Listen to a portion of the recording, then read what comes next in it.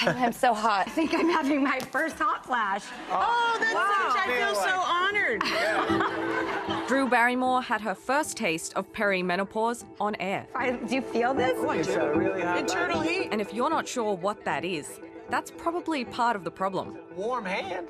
Yeah. Yeah, you got a hot hand. That's good. She's just one of dozens of global celebrities who've decided to unapologetically go public and change the conversation around menopause. It was all very shocking to me, but I did remember in the very background of my mind that my mother had mentioned that she had gone into early menopause.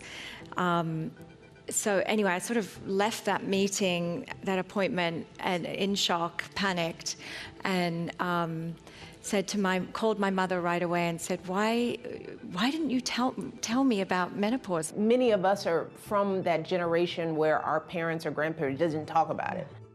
A recent study in Medical Journal of Australia finds doctors aren't properly equipped to help their female patients through the cycles of menopause, and that they often recommend unproven treatments like alternative medicine rather than pharmaceutical options.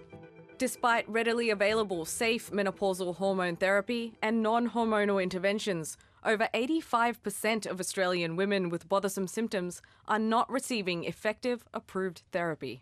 The research concludes that menopause doesn't get a mention in medical courses, and it's often associated with confusing, sometimes frightening medical treatment, which means that for most women, good quality menopause care isn't available.